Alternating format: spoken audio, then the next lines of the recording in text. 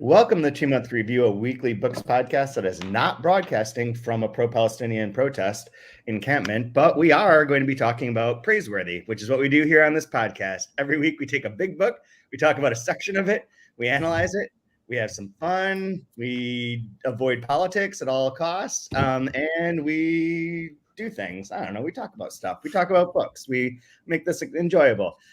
I am Chad W. Post from Open Letter Books, joined as always by Brian Wood, author of Yeah. How are you doing? I was at a pro-Palestinian encampment, but I couldn't get anybody to Venmo me gluten-free food, so I had to leave.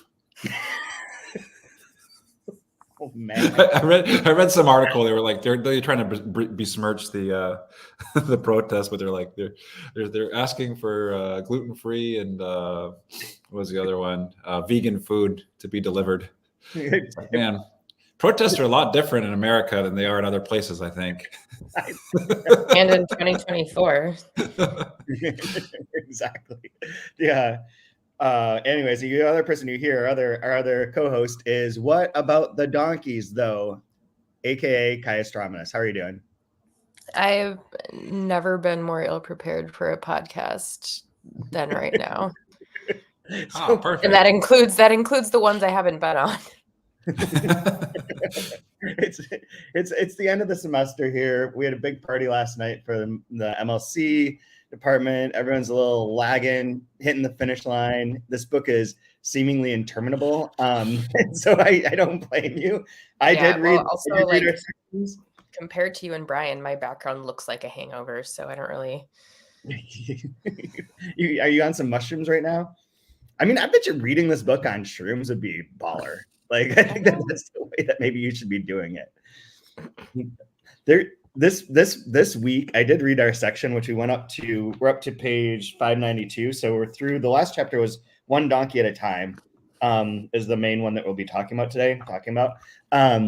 But I had this experience reading this that reminded me of this. This is not positive to say, but it is true. Is that there's a podcast I found out about once in which these two guys, I think they're a couple, but they watched the same movie every week for 52 weeks and recorded a podcast for a half-hour minimum afterwards talking about that movie to see if like what would happen over the course of the year as you slowly lose your mind. And the movie that I listened to a few episodes of was Sex and the City 2. And Oof, that's brutal.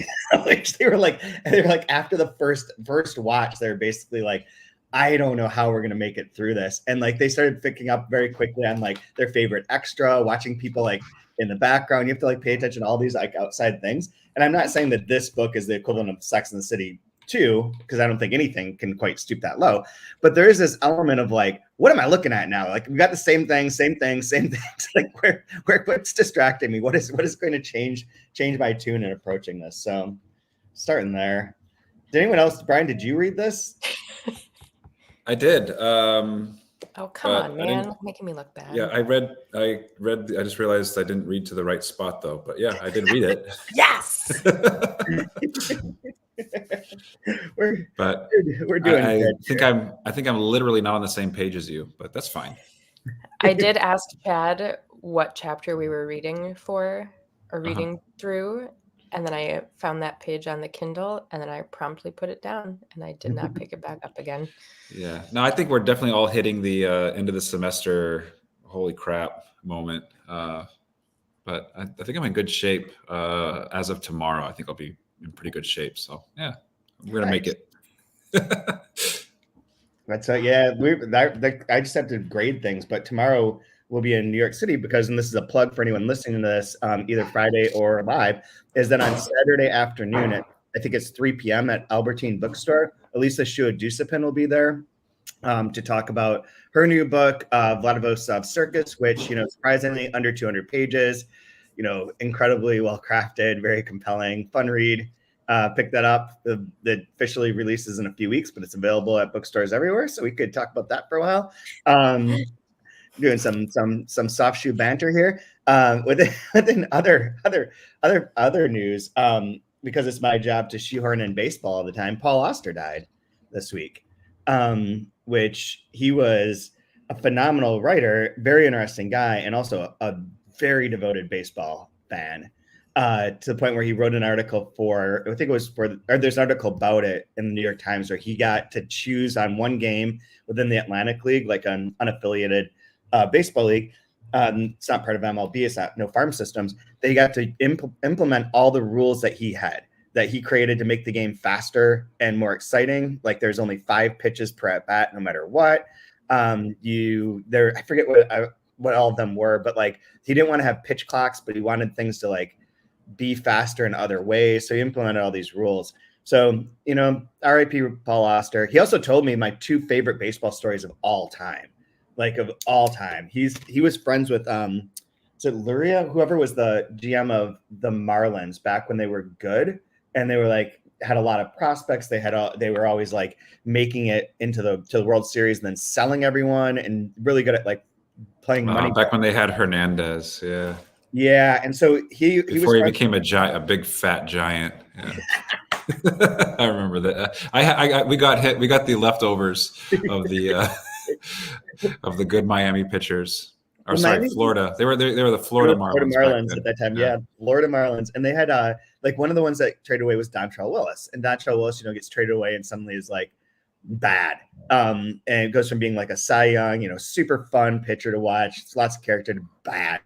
And he asked him like, "How did you know to get rid of him?" Then he's like, "Oh, well, his wife had a baby and insisted the baby was going to sleep in the bed with them." So I was like, this guy's not going to be, his mind's not going to be on baseball anymore. He's going to be all fucked up. So I got to get rid of him. Well, he's still valuable. And sure enough, he predicted that one. And then they were like, but what about Miguel Cabrera? You got rid of him and he becomes like, an all-time first ballot Hall of Fame, superstar player, Triple Crown. He's like, well, there's one day that he came to the office and was like, the bank's here. And he was like terrified the bank people are here. They're going to come get me. The bank's here. And he's like, just bring them in. Like, I'll handle it. I'll be here to see what's going on. And they were like, you have like $5 million in your checking account, and we'd like you to like invest that elsewhere. So we're here to help you move your $5 million out of checking into other things. And the GM was basically like, well, I don't think I want this person on my team. I don't know that they can't handle this amount of money. Things are going to get wacky later on. And turned out to not be true, but nevertheless, that reminds me of the Ricky Henderson Yankees story. You know that one? No. So they cut Ricky Henderson. This is in the 70s, or early 80s, probably late 70s, early 80s when he was with the Yankees. They cut Ricky Henderson a game check that had a bonus with it as well. It was over $1 million, and that's back then. Yeah. Wow. And time goes on, and then finally the finance department gets a hold of him and like, so are you going to deposit this check or not? And he had the check framed on his wall. Like he didn't know, like he had never, like, I don't know, we don't do checks where I'm from, so like I don't know, it's like, oh cool, I got like this check. He just had like this $1 million check right next to his first dollars, his first million. Like yeah, the first dollar or whatever. I don't think can you do up for those supersized checks? Yeah. But they're like, yeah, we're trying to balance the books here, and we're way off. Did Ricky ever deposit his check? It's like a grandma putting a check in the mail. I used to do that when I was a kid. I wouldn't deposit them, and my grandma was like, dude, you're screwing my checking account here. Oh, man. So I've never read any Paul Auster novels. Never. Yeah, shorter work and critiques I have, but I sadly, I think I've read more Lydia Davis than I have Paul Auster. I didn't realize they were married. So yeah. At one point, but yeah, for some years, not a lot, but I think they have at least one kid together too, if I remember right. He had the crazy stories, but yeah, I like him. I think I was talking to you about him this winter because Kaya got me Moon Palace for Christmas. We were buying books that. New tradition to buy a book that you haven't read and give it to the other person, so on and so forth. And we were at Moon Palace Books in Minneapolis. Shout out to them, great bookstore. And so she got Moon Palace. And I've read the New York trilogy, read like some of the other things, Book of Illusion, some of the earlier things, not the later stuff. And I always like kind of liked him, but I know that the rap is like after New York trilogy is sort of like a parody of himself. His books go down smooth, but they always have like this like the same kind of elements of serendipity and this quirky, and it's like they're kind of quote unquote postmodern in that they wink at you like at one point later on, but it's all sort of like, basic, I guess. And there's that really famous takedown by James Wood that's just like aggressively anti-Oster that like came at a point that I think really like tumbled his career from being like an indie sort of cool, like interesting writer to like a joke on some level. And I feel like I always felt sort of resentful about that because there's no need to like attack Paul Auster. It's not like he's like doing anything. He's not like even like on New York Times book review covers. Can I stop you for 1 second? You're saying there's no need to attack somebody? You're saying that? Yeah, I'm defending poor Paul Auster. Yeah. You don't think his white privilege in New York City would be enough to just defend himself there, or like you got to step in and help him out? What's going on here? Yeah. I mean, it was funny because I stopped reading his books too. I was just like, oh yeah, he sucks. James Woods, how fiction doesn't work. It's the beginning of that post, or the beginning of the review that he has is like, there's a guy sitting in a room. His name is Paul. The phone rings. Another Paul answers. And blah blah blah. And he's like, "This is not what this book is, but this is the beginning of every single Paul Auster book." It's sort of like so he was pretty snarky, huh? It's super aggressive. But then I read Moon Palace this winter as part of that, and it is there's a space for writers like that are like not trying to reinvent the wheel, not create like this masterpiece that will be talked about for 500 years or whatever, and not just doing schlock, but doing things that are like good, like they have like the right level of like enjoyment. They're fun, they're easy to read, but smart. Like there's a good space for that in the world. Like it's like, this is going to be a weird comparison. I'm all over the place this morning. They're like Wes Anderson movies. They're like they're not particularly good, but people might say they think they are, but they're like easy and they're like enjoyable. Yeah, there's no place for a Wes Anderson film after Rushmore. So I mean, we could be clear with that. Yeah. I do have a question that's related to Praiseworthy for you and Kaya before we go into any of the games and stuff, though, that's related to this. Like obviously, Praiseworthy is like a different kind of book. Mm-hmm. Like it feels different, it reads different, it is different. But there's like not a Paul Auster book. but there's like, when I'm thinking about Paul Auster, like there's definitely like this, like, I don't know, for lack of a better term, like an MFA style or a literary style that's very pervasive. Mm-hmm. And I feel like a lot of it is based off of rules on like what is good writing, what is good prose, what makes a good scene.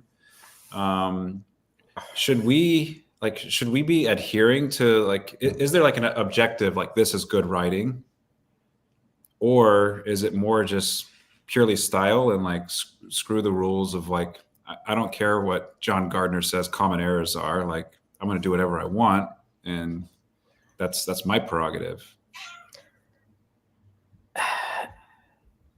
I mean, I'm wondering now, partially tangentially, what the difference between like the Australian MFA thing is compared to the US and UK, but I don't know that that's necessarily. I'd be curious it's not irrelevant, but it's not what you're asking, Ryan. I wonder if they do have a system like that, even like certain. I mean, the MFA seems like a very, very American invention in a lot of ways. So it's like what are your examples, Brian, if you have any? Just like anything you read in the New Yorker would be an example. I mean, as far as like, but for Praiseworthy, how about page 479? I know it's the section before, but I read more of that this week than the one we're supposed to read. But on page 479, it's chapter 15 that's in that section. So I'll just read like a couple paragraphs, but it kind of gives a style, but it breaks a lot of like things that you'd normally consider what you would teach in a craft class as far as what makes for good prose, right? Mm-hmm. All right, 15. A raid on the house. Sirens rang in the sky. Those local ancestral angels singing wee woo. Where I didn't mean to read it that bad, but sorry, wee woo. All right. Where would widespread find Aboriginal sovereignty? Who was to say? The moth had left behind a total house rage. cause could not break enough stuff.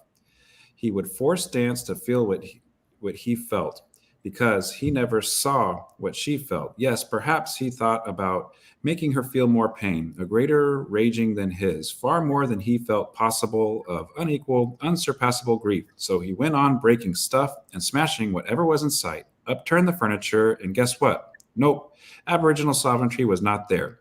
He bashed the walls down, the shrine of racism, and again found nothing, because nothing as huge as worldwide racism hid in the cracks of timber or under the sheets of iron.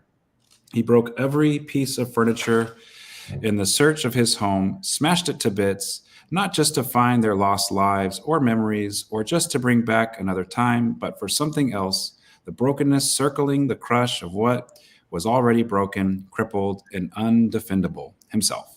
And then like it goes on and on and on. But like, I don't know, like it's like if I were, it's like this idea of like using passive voice, for instance, versus active voice. Like objectively, you would say you want to use more active voice than passive voice, right? Yeah. In prose. It's interesting. I think like when you're asking about the MFA thing and that, like sort of outside of that, by working so much of the time, so much time is spent reading books that are from a place that's not MFA influenced, or not very much. Like most of the authors that we publish do not have MFAs, do not teach at universities, do not work in that system. So they exist outside of it, and within their own country systems, they are able to like be successful for how they write, therefore kind of defining that style in a different way than the MFA version, right? So it's just like nothing seems unusual to me, or like the craft doesn't feel quite as like stark. Although when I'm reading these books, like reading that, like the passive voice, the sort of what you would workshop that for if you were like in an MFA program, I think would be pretty clear. Like you'd want to like shorten it, make it more direct, have more action, like all that kind of stuff would be fine. Dog is carrying around its water bowl. What up, man? Sounded pretty empty. I'm just saying. Cling, cling, cling, cling, cling. Wee woo. Wee woo. But there is like with this, like that the voice that goes throughout it, where there's like a distance, and someone's almost like narrating this. The narrator of this book is separate from all its actions and becomes part of that haziness. And I think that that's done really well in that paragraph. So like if that as like an effect, I think works, even though as an MFA, it doesn't necessarily. But when I read a lot of these kind of books, are books from outside of America, the sort of unusual nature, like the things that are violations, quote unquote, of like MFA rules don't usually stand out to me. They feel more of a piece. But then when I read the books for this Heidegger Kafka Prize that we do on campus for underrepresented female American writers, then the MFA voice and bit is so insanely prevalent that like it's such a stark contrast to like, where I'm like, all these books are different. Like this is different from the Enrique Villamatas book that I'm working on, which is, related to Paul Auster in various ways. And that's different than the of Beasts and Fowls by Pilar Dome, which is different from these other books I work on. They each have their own kind of different vibe and different set of rules. And when I go to read these ones for the prize, they each have like their unique sort of story, right? But they feel so similar, like in terms of like how they approach this and how they tell their story and how they put it together. It feels very like same. I have a hard time keeping something apart or telling, because I'm like, well, these are all kind of the same book. Yeah, no, I just brought it up because of the way you were mentioning Auster, and that it felt like to you like he became a parody of himself. And I wonder if it's that American literary style that we're so accustomed to, that we get, there's like the New Yorker style, which informs the teaching style, which informs the way, when we're soft-headed, what gets into our brain, and then we write like that, and then it's like, and then you see something that's not like what you're programmed to read and write, and I'm not saying one's right and one's wrong, but it's like I get the active versus passive, I get the go directly to the image, I get all of that makes sense. But it seems like also having that sort of like being able to identify and write in that sort of style and with that sort of aim intentionally and earnestly to bring Paul Auster back into it, and other authors as well, and Alexis Wright as well, it makes it easier and maybe more fun to satirize and play with it because it's so well known. Mm-hmm. Kind of like the Red Handler, like it's that open letter published, like it knows so well the idiosyncrasies and the sort of tropes of mystery detective fiction that it's able to, like that Harstad, the author, is able to fuck with it. A shade of blue in a way that it's cigarette still smoke blue. Yeah. very literary and very good. But you can tell like right off the bat. Yeah. And I think that's those are some of the parts that when I do get around to reading Praiseworthy in those moments when I happen upon a page, whether or not I read that page 18 times before or not, because who can tell, honestly. I can't, but those are the parts that I look for when we're talking about this skimming. I'm either looking for donkeys or I'm looking for that familiar MFA feel. Crap. So- the MFA crap. Yeah. I have to make a rule now. Crap. Crap. Yeah. I have to crappy craft. I have to make a rule now after reading I read 60 stories over the last 3 days, and of like sophomoric work from very early burgeoning writers. Probably not writers, but had to take a writing class. Yeah.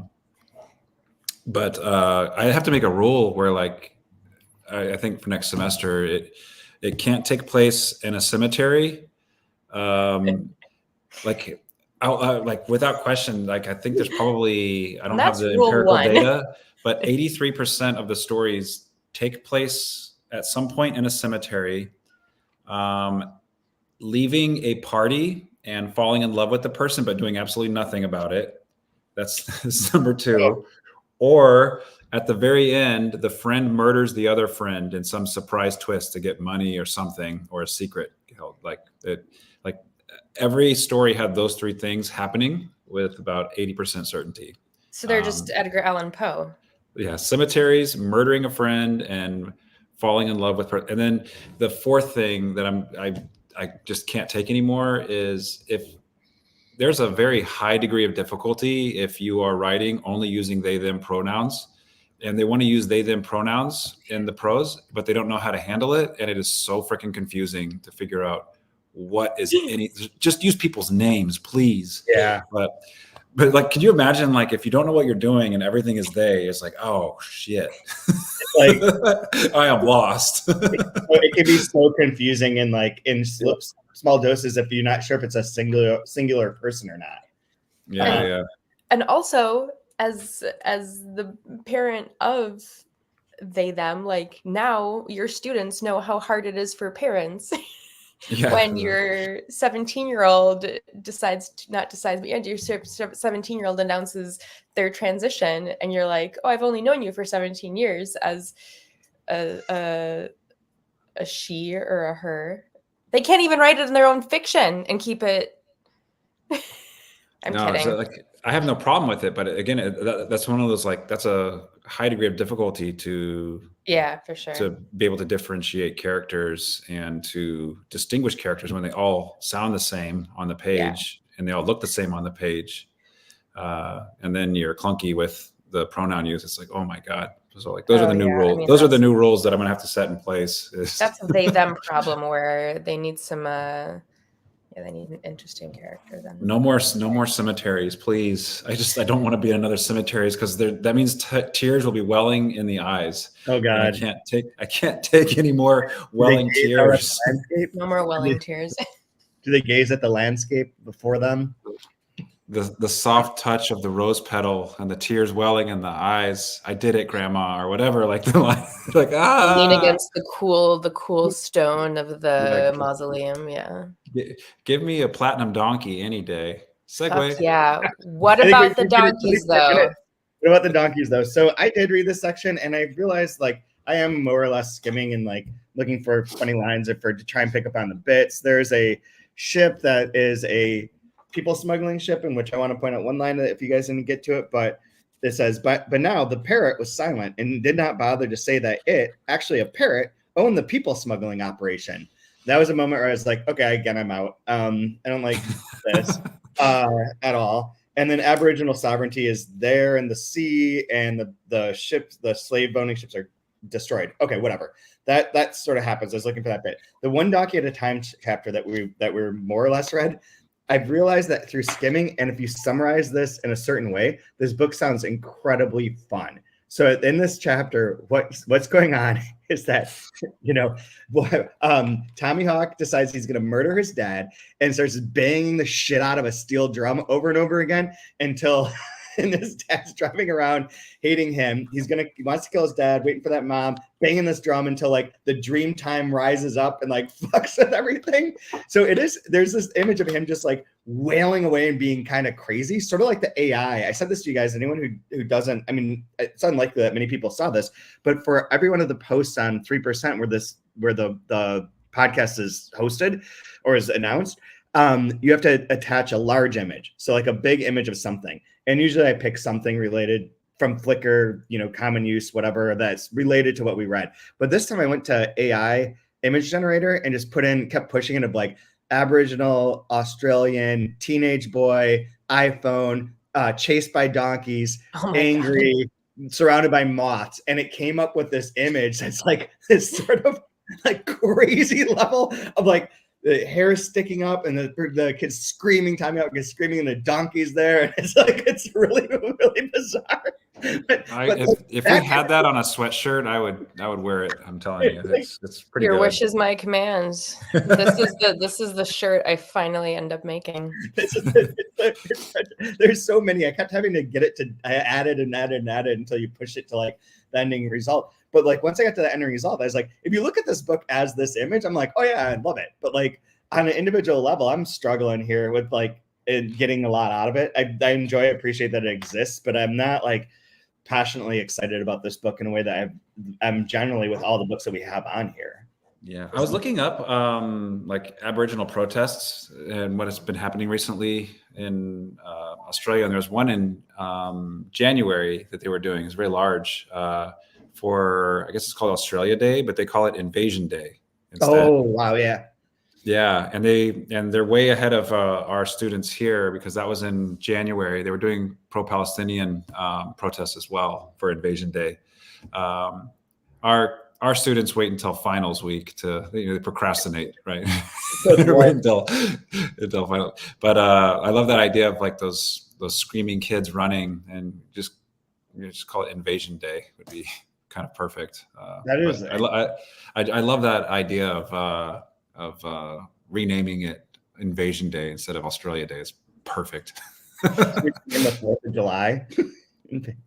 The other thing it made me think too, I was looking up some stuff on colonialism, and there's like this constant practice in colonialism where obviously like the white people come in and they want to take something over. They want to take their shit, and like they don't venerate and they don't build up the kings and the queens. That's not who's blessed in the culture. They take the lowest and they take the worst, and that's what gets venerated, and that's what gets propped up, so that you have a viewpoint of the people that is basically false, and you have a false view of what the culture is and what it feels like, right? It doesn't do them any good to lift up the best, to lift up the brightest, to lift up the positive.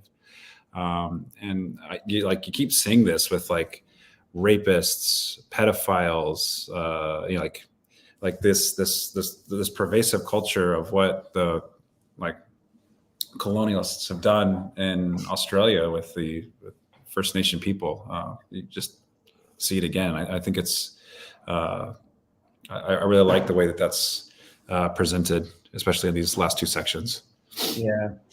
Yeah. So one thing I want to do, I'm going to say this now, is that we're going to finish this up and we can talk. I don't know how much we can talk about the individual parts of this. I know, Kyle, you had a game involving things about donkeys. And since this is our another donkey section, you can ask about the donkey.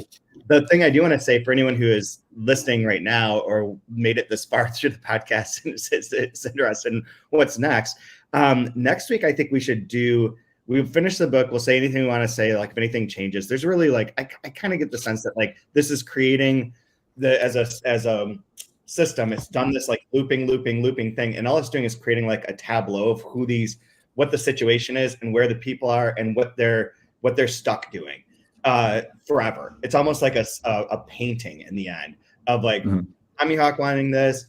Dance wants to like be with the moths and like go to China. Aboriginal sovereignty is in the water out there, unreachable, unfindable. Like it's kind of like all metaphorical, but they're at the end that each of these people is in their space. We see them as a whole, and that's what the book is accomplishing in terms of an overall narrative. And then the import of it is based in like, this is a mistreatment. These people are living in this like crazy way in which they're incapable of building each other up because they're constantly attacking each other in various ways. All the conflict from the white national government that they cause, so on and so forth. So we can talk about that if anything new changes. But what I'd like to do next week is take a list of all of our books that we've gone over in these 22 seasons, which I think there's 29 books total. And then let's have a draft where we each get to pick 5. They're not necessarily our favorites, whatever it might be, ones that we thought were the season was interesting, the book is interesting for whatever reason, whatever it is, and pick those. And then we'll have a poll among the listeners as to who has the best grouping of titles, like who has the top group of books between the 3 of us. So if you're listening along, then next week will be a fun, less serious and more like overarching. And we'll talk next week about like what the next book will be. But for now, with this, I'm turning it to you, Kai. I want to hear about these donkeys. I want to know more donkey stuff. You want to know more donkey stuff? Alternately, we could know more about asses. Alternately, we could talk about who we would cast from Praiseworthy in a Sex and the City reboot. I kind of feel like I'm kind of torn if Tommy Hawk is a Miranda or more of a Carrie. I don't know. I don't know either. Okay. I think Aboriginal sovereignty is Mr. Big because that guy's never around.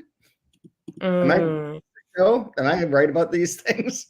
I mean, if you're talking about the season, the TV season, I mean, he does die in the second episode. All spoilers. That's right. Okay, so I did this as a true or false. Don't know how you guys want to do it. Take turns, just go for it. Yeah. Take turns. All right, who wants to go first? I'll go first. You go first, Brian. Brian goes first. Okay. So true or false, Brian? A donkey is stronger than a horse of the same size. True. It is true. It's kind of a trick one. Yes. Yes. Okay, Chad. Okay, I'm ready. My first time on this side of things. It is true or false. A donkey's bray can carry up to 60 miles in the desert. Ooh. I'm gonna say false. Oh, it's true. Ironically, hold on. That's a bit right here that on my page. Tommy Hawk was not belting a rusty 44-gallon drum for nothing. He knew that sound traveled a long way from this important place, and taking stock of what was being rattled by an earthquake felt like. And utilizing his knowledge about science, the boy thought he was being shaken by a 2.0 disturbance on the Richter scale. But there's references to how far he's banging so that the white mother can hear him in Kambara, but so on and so forth. So can you imagine how bad the sound travel must be? Like if you have these like giant donkey horde and if they start braying and you're like 40 miles in the desert somewhere and you're like, what is that incessant you noise? just hear wee woo. That'd be fucking terrifying, especially if you're in Australia. Truly. You're like, I know stuff happens up north. All right. Brian. I'm ready. Donkey's fur is waterproof, true or false? Oh, very true. I've worn donkey pelts like half my life. That's your answer? Yeah, true. It's totally waterproof. It is false. Well, I'm thinking of the American donkey. I don't know if it's the one. Which is also why Chad got number 2 wrong, because he's thinking of American miles, not Australian miles. Yeah, exactly. the Mexican donkeys and the Westerns, they're all waterproof. Trust me. Dang it. Okay. It's because they've gotten that shellac coat. Yeah, I was thinking of an otter pelt. That's the donkeys of the Pacific. Yeah. All right. That's fine. You're getting your furs, your fancy furs mixed. All right, Chad, number 4. So right now we're 1-1. 1-0. I'm 0. 1-0. Okay, well here you go, Chad. Healthy donkeys can live up to 200 years old. True or false? What? That's insanity. No, false. Has to be false. Correct. That is false. They can live up to their 50s, though. Oh, wow. Okay. 50s, that's still too long, I think. 50s is really long. Especially if you got a like a crazy ass donkey that's like in its 50s, like half there, just braying in the desert nonstop. Like, it's like having a 4-legged parrot that owns a people smuggling operation. Well, if you're that governor that Trump wants to tap for vice president, I mean, you just murder the donkey if you don't like it. Just Dude, kill I it. saw that and I was like, hero. He's now unofficially in the running for Australia's prime minister. Have you seen pictures of this lady though? She has like veins on the caps of her, like she's on like the TRT or something, man. Holy crap. This lady is jacked. She certainly is. She could assassinate Biden with just flexing. Like she is, wow. I just didn't like that dog. Dog had to be taken care of. I tried to train it. I was shocking the shit out of it. It wouldn't listen to me. I kept shocking it, so I just went outside and shot it. That's what you do. My daughter has to be. Sometimes that's what you need to do to dogs. Would you like to be second in command? That's like, do you want to be on the playground? You like see a kid throw a rock extra far. You're like, do you want to be my friend? Holy cow, man. Our country's screwed. We're so screwed. All right. Sorry. Back to donkeys. No, that's totally fine. All right. Number 6. Are we back to Brian? Yes. Oh, sorry. Number 5, actually. Yes. True or false? Donkeys are clumsy animals. False. They're very, very petite, light on the feet. I don't know why they don't let them do dressage, but I would love to see a donkey in dressage if possible. A donkey version of a Lipizzaner? Yeah. I would pay to see that. Yes, you're correct. Donkeys are very nimble. They can cross tricky terrain, which, if you read the book, Chad. Yep, they carry stuff on their back up and down like the Grand Canyon. Right. Also that. You want them, if you're mining gold up in the hills, you want a donkey, Hard to tip over. You don't hear about donkey tipping. No, and they're waterproof. Don't. You can take them. You can take them through the stream. They won't get wet because they're waterproof. For 200 years. This is maybe widespread panic onto something, man. We just got to load up on these donkeys. Let them carry. You want to move? You just hire a team of donkeys and just wrap it on and set them forth. They're good to go. The whatever website where I was getting these donkey facts, it's when it talks about the donkeys being waterproof or not, they're like, they just hate water. Like they don't like being in the rain because of this. But it's weird because I don't generally think of animals that live outdoors in particular as being anti-rain, not waterproof, or at least water resistant. They're the donkeys are made similar to the baseball jerseys for this season, where they instead of like wicking away the sweat, they just make the sweat pool. So the water just pools in the donkey. Well, it's because it's made of donkey pelt. Yeah, that's true. Maybe that's Nike's secret formula that apparently didn't work. Okay. Number 6, which is Chad. Yeah. True or false? Donkeys prefer to face backward in a horse trailer. So like when they're being transported. Oh, true. Yeah. I don't know. I just thought that was interesting. Like don't horses as well. Like they, rather than facing the way you're driving, face looking out generally. That I don't know. I feel like whenever I see a horse trailer or whatever, things like that, they're always looking backwards. I mean, it would certainly be easier for them to get out then. See, if than we were having to padding pass our it. if we're padding our essay that we have to write about this book in one of our undergrad classes, we would say that's metaphorical for the people looking back into their past of where they've came from. They don't want to see where they're going necessarily, but they want to linger on the past, look backwards. So the donkey in the praiseworthy, it represents a look back into the past. So was that long enough to make the paragraph? I'm trying to hit 500 words here. But it also represents the future within this book, because it is the future when there is no more coal or oil, the donkeys will be there. So you look to your past to find the secret spirit future. It all goes full circle, right? Yep. It's beautiful, guys. Yep. A+. I don't know what we're at. The last one is I guess there are now 2 more. Okay, so Brian, true or false? All right. Donkeys can see all 4 of their feet at the same time. Donkeys can see all 4 of their feet at the same time. I will go sure, because they have eyes slightly to the side of their heads. Yeah, I don't know if that's the reason why, but yeah, I feel like what if the answer, I mean, it's true, but what if the answer is like, because they just look down, like horses won't? We're that. Like, yeah. I'm not certain I can see both of my feet at the same time if I look down. So they're doing okay. It goes with the nimbleness. That's why they're so nimble. You know, yeah, apparently it's a thing they know where they're going. going. Them. I mean, I suppose goats could too, because goats can stand like that on rocks. There's that whole the book that we use, 65 Years of Washington by Juan Jose Sayer, in which a lot of it is based around this quasi-philosophical conversation that comes up about whether or not a horse can trip, because of like the way that, or sorry, can they trip? They might get knocked over, but can they just, like walking normal, just trip and fall? Is that possible to make that sort of mistake? And I guess with donkeys, absolutely not. Donkey will never trip on its own. No, it does not sound like it. Whereas I at least once a day just fall over. All right, so last one, Chad. Mm-hmm. True or false? Donkeys are truly stubborn. False.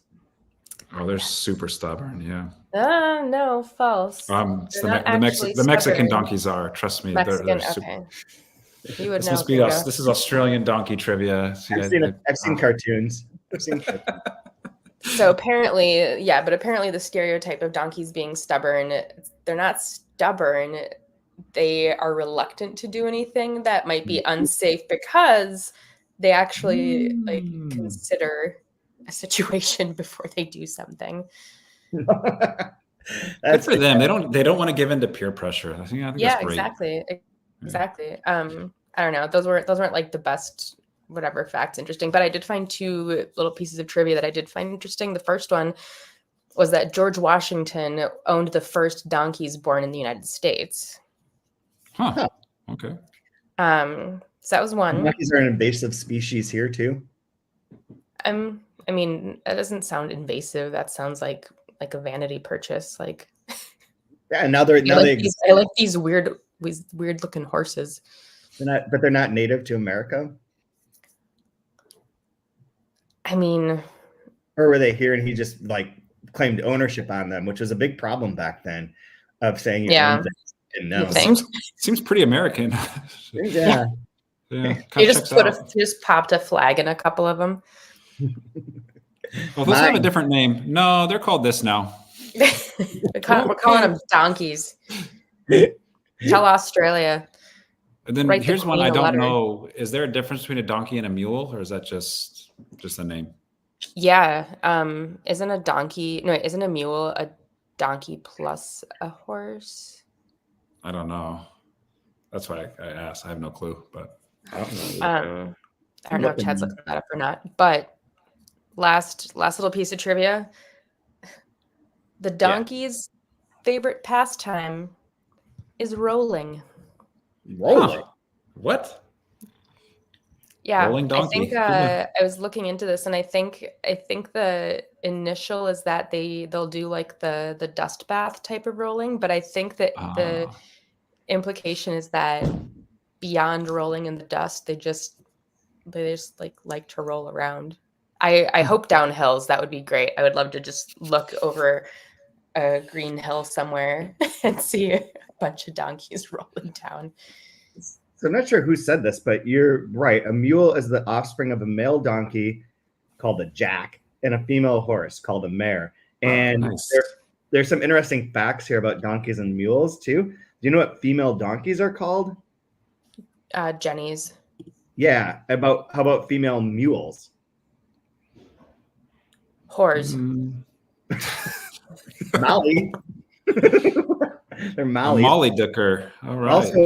Also mules are cannot reproduce. They're sterile. Yeah. Did not know that. Okay. That's Yes. why it's called stubborn as a mule. Reproduce, damn you. I cannot. Yeah. I cannot. I cannot, and I will not. It's unsafe for me to do that. I'm not going to do it. Yeah. I would prefer not to. Okay. Anything else you guys want to talk about in relation to this thing this week? Oh, I do. A big joke is that I like that on page 572. There's Fin Fang Foom, which I believe is a Marvel character. That's a dragon, right? Yeah, the dropping in of into the MCU here is a nice little detour I didn't expect. X-Men 97 reference in here. All right. I tried watching that, and I'm a big fan of all these things, and I think that show sucks.